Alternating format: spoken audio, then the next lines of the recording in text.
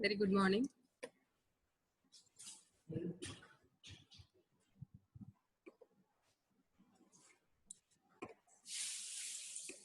Very good morning to you all. We have started psychiatry theory classes from today. We'll be taking 10 classes in total. We have 2 classes per week on Monday and Thursdays from 10 a.m. to 11 a.m. So because you have all attended our clinical postings in psychiatry, you are a bit well versed with psychiatry. So the first class will be just an introduction to psychiatry and a brief note on signs and symptoms and classificatory systems in psychiatry. And coming to the question paper pattern, we'll have psychiatry in paper 2 of medicine. And most probably we'll be having a 4-mark question or a very short note of 2 marks. You won't be getting a 10-mark answer from psychiatry. So most of the questions were very direct. Like PTSD was a question, OCD was a question, schizophrenia, bipolar disorder, then panic disorder. These were straight 4-mark questions. They're pretty easy to accelerate, and you may have a question paper without any questions in psychiatry also. So with this brief introduction, so we'll be starting our classes. So this will be an introduction to psychiatry. Again,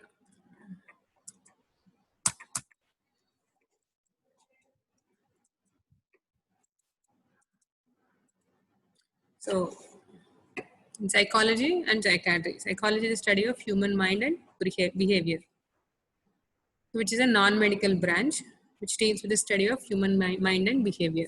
Whereas psychiatry is a branch of medicine which focuses on diagnosis, treatment, and prevention of mental, emotional, and behavioral disorders. So psychiatry is a medical branch which we do after completing MBBS, and we take 3 or 2 years of post graduation into Department of Psychiatry. And psychiatrists will also study psychology to understand what actually the human mind and behavior is. Okay, and health is a state of complete physical, mental, social, psychological, and spiritual well-being. And mental health is a state of well-being in which individual realizes his or her own abilities. He can cope up with normal stresses of life. He can work productively and fruitfully, and is able to make a contribution to his or her community. So, coming to a brief history of psychiatry. So, till the past 100 or 150 years, most of the psychiatric disorders were thought to be of supernatural in origin. That maybe they were possessed by demons, they were possessed by spirits. So most of the treatment was based on religious leaders and priests who used to use exorcism. And this is even today also which holds good. Quite a large number of people take their uh, relatives to black magicians rather than a psychiatrist, even today. And it so happens that the black magicians, after looting them of 25 to 50,000 rupees, they say, "This is not my case. This is probably a case of mental illness. Take them to a psychiatrist." So this holds good even today also. And gradually, what happened was, okay, they thought mentally ill patients, there is a category called mental illness, but we cannot treat them, so let us isolate them from the society. So they used to keep these patients in hospitals. Hospitals were nothing but they were buildings wherein these people were dumped. They will be they were chained, they were kept in cells, and they were not allowed to move freely, and there was no sort of any treatment which was given to these patients. Then there were papers wherein uh, mental disorders can be managed. Which was done by William Batty. And then because they were chained, they were kept in cells. Then Philip Quinnell and William too, they have advocated that these patients have to be treated morally. And so then from then on, they were not chained, they were not kept in cells, and they were allowed to move freely within the hospital, but again without any treatment. And gradually, legal issues have come down, and Lunacy Act of 1945 was the first time wherein uh, uh, they said, okay, the treatment of mentally ill, and it changed the status of mentally ill people.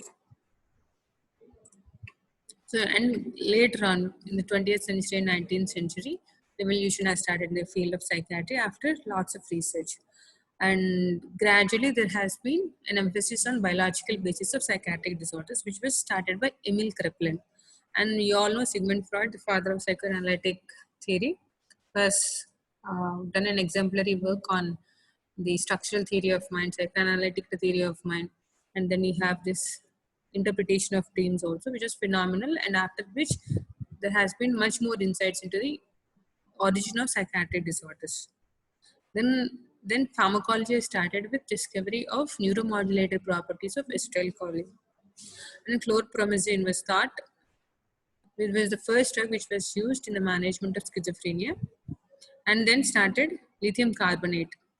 There was a pool in the United States wherein people who went and drank that water from that pool, they were mentally stable. And later on, it was found out that it was because of lithium which was present in that particular water.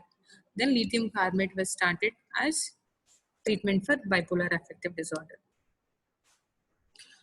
Then a brief note on phenomenology.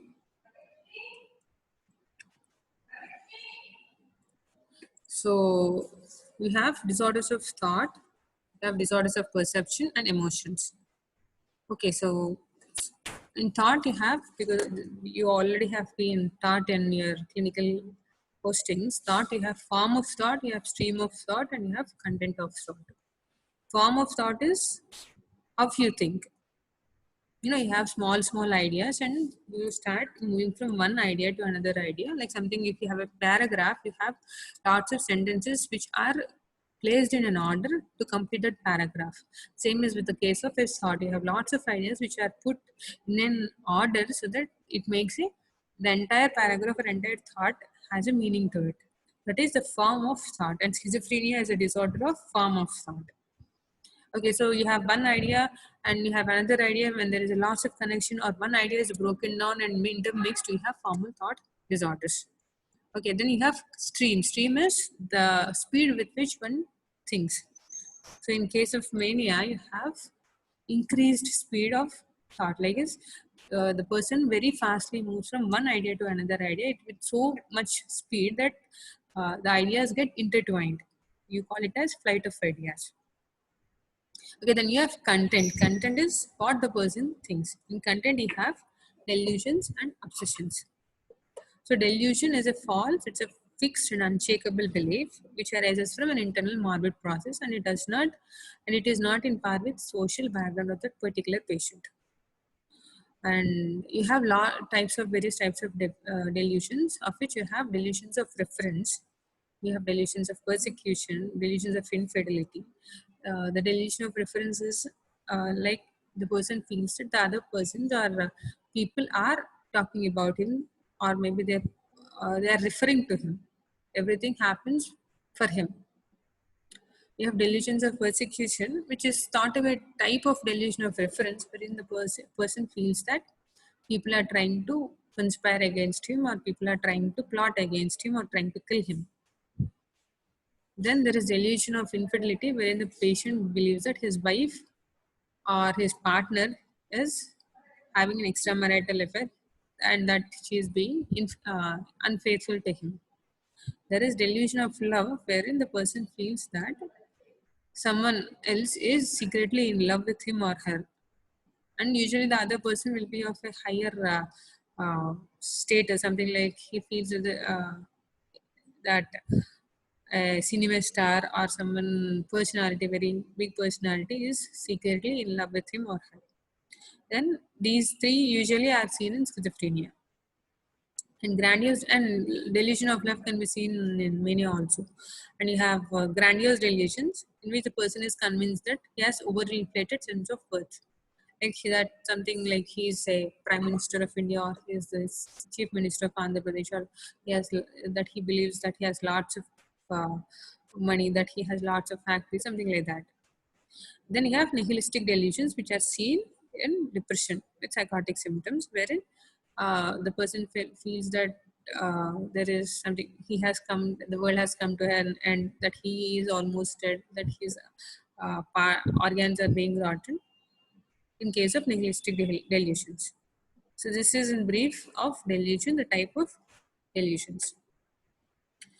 Then obsession is also an abnormal thought. It is a repetitive, intrusive, involuntary, ego dystonic thought, and that cannot be eliminated. This obsession you have in obsessive compulsive disorder. See, obsession and delusion are almost similar. Like delusion is also a false thought, obsession is also a false thought. Delusion also the person cannot he'll yield it to it, and obsession also that after in later stages of obsession also the patient yields to it. But the major difference between these two is in an obsession the patient will have a sense of anxiety.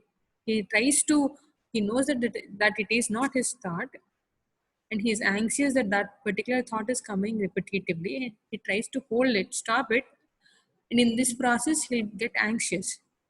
But in delusion the person that believes it, so there won't be much anxiety on that thought, but there will be anxiety on the consequences of the thought.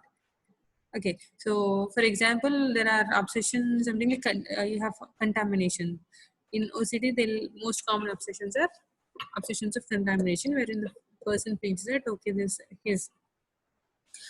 is something dirt on his hand, and so he repeatedly tries to clean them.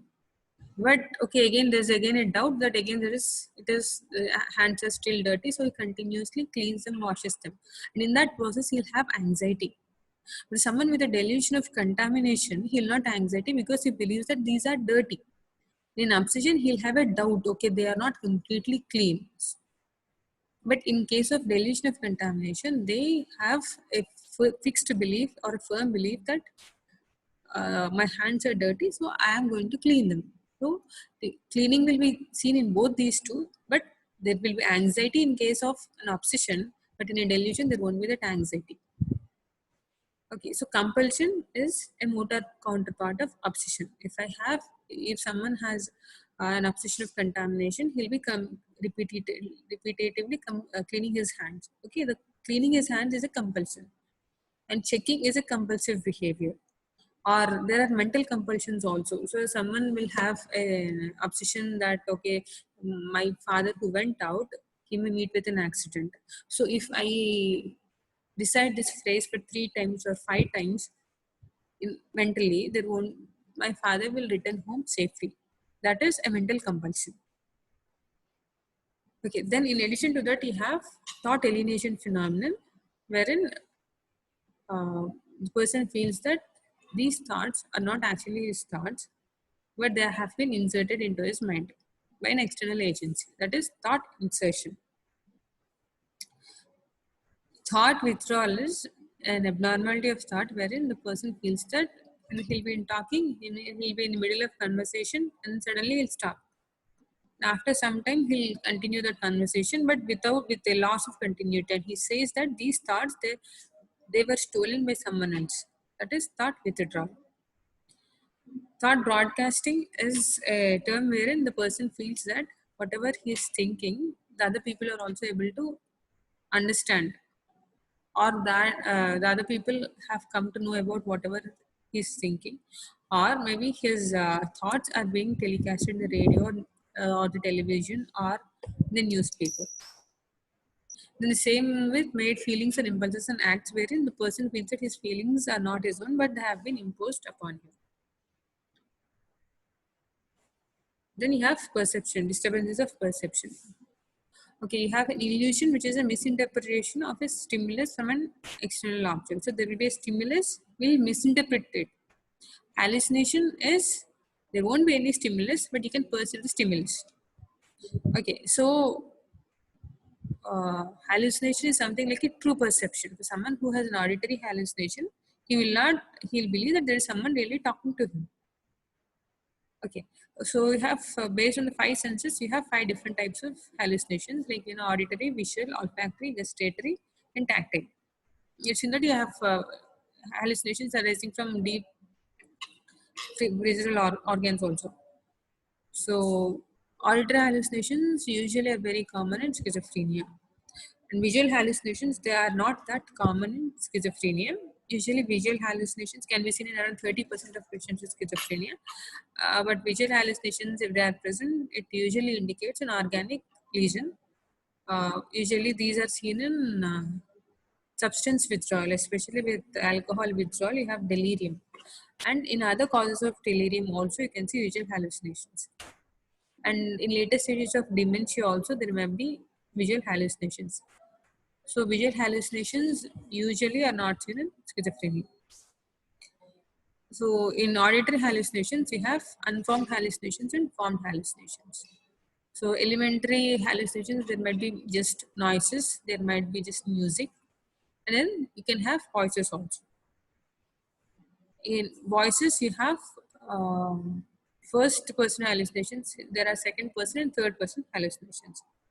In first person auditory hallucinations, the person hears his own thoughts. Whatever he is thinking, he will hear them as someone talking. Second person hallucinations usually are seen in depression and mania, wherein they address the person. That is, you are a failure. You are the Prime Minister of India. So you, second person hallucinations will be addressing the patient. Third person hallucination is wherein two or three persons will be sitting together. They'll be talking among themselves. They'll not be talking. They'll not be talking to the patient, but they'll be talking among themselves regarding the patient. There's someone with these are characteristic of schizophrenia. Okay. So, for example, say two or three persons will be discussing the patient among them. Like, okay, this so Ravi is talking. Ravi is eating. Ravi wants to go out. So he'll be discussing the patient among themselves, but not they'll not talk to the patient. We have olfactory hallucinations. These can be seen in depression and psychotic symptoms, wherein the person can actually have the smell of rotten organs from his body. Then there are gustatory and tactile hallucinations. Okay, tactile hallucinations are usually seen in cocaine intoxication. And in case of schizophrenia also, certain females may actually have uh, tactile hallucinations, wherein they may experience sexual movements on their body, which is actually hallucination. Then you have emotions. So in schizophrenia, you have is a disorder of thought, and it's a disorder, and you have perceptual disturbances in schizophrenia. Then you have emotions. So you have emotion disorders of emotion. Usually, you have uh, mood disorders. You have depression and bipolar affective disorder. So emotion is a stilled up physiological state as a response to an event. Mood is a pervasive, sustained emotional state that colors the person's perception of the world.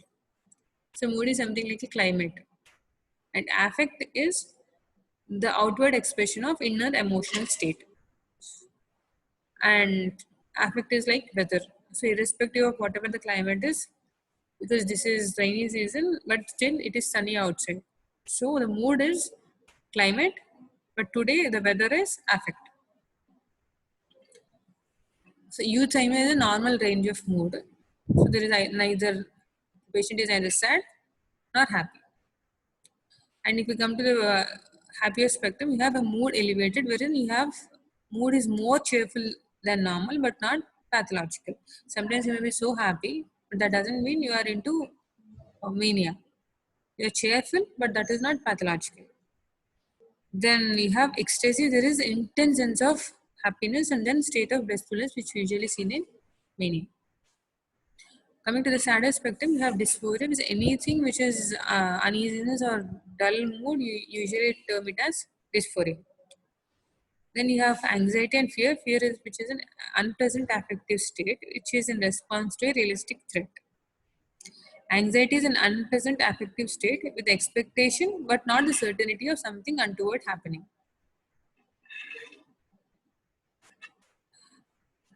So this is a brief description of uh, pathophysiology or inner phenomenology of psychiatry.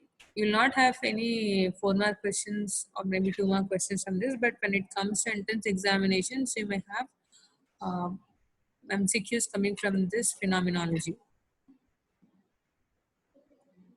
So coming to nosology. Nosology is actually science of classification of diseases. So classification is a process of putting things into groups based on the ways that they are alike. So there are lots of classificatory systems in psychiatry. So each scientist they have come and they came up with their own systems of classification. And broadly, these were actually classified into psychosis and neurosis.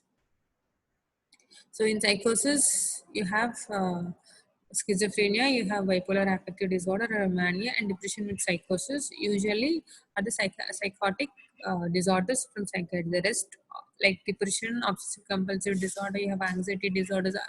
Just all the other disorders they come under neurosis. So, what are the differences between psychosis and neuroscience? So, insight is absent in psychosis. Insight is understanding of one's own illness. What are its causes? What has to be done to get it treated? So, a person with psychosis, he will not accept that he has illness, and so he will not take any measures to get himself treated. Neurosis, you have insight. That is someone with depression or anxiety disorder will understand that he is not normal, and so he'll get himself treated. And judgment and reasoning is impaired in psychosis. So that is preserved in neurosis. So in psychosis, the person lives in his own world, so he will not have contact with reality. But a person with neurosis, he will be in contact with reality. The psychosis, there are no usually delusions are present, but in neurosis, there won't be any delusions. Hallucinations are present in psychosis, and neurosis, they are absent. And long-standing psychosis may actually change the personality of a patient, and which does usually not happen in neurosis.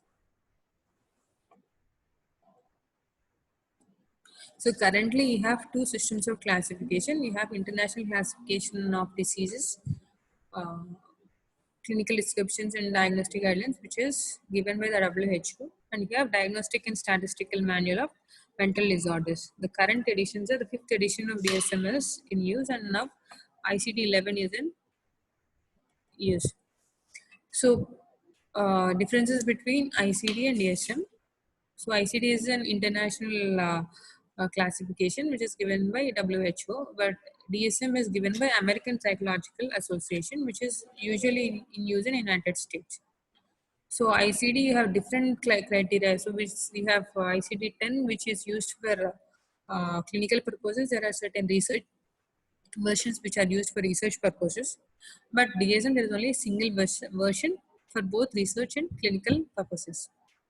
ICD is present in all the languages, but DSM is available only in English.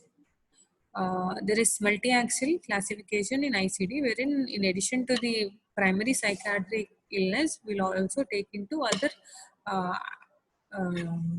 axis wherein there will be, if at all the person has comorbid personality disorders or comorbid uh, uh, other general medical conditions, they are also included in it. And DSM does not have a multi-axial classification. So other social factors regarding the regional factors are also included in ICD, which and DSM, which these are not included. So ICD is present for all the departments, even general medicine, pulmonology, each and everything will have a code. So for psychiatry, the code is F. All the psychiatric illnesses, they'll start with code F, and then you have a new number. A code F10 is for alcohol, and code F20 is for schizophrenia. Like that, each and every disorder will have its own code, followed under F, then followed with the code of the disease, and they will have a sub code.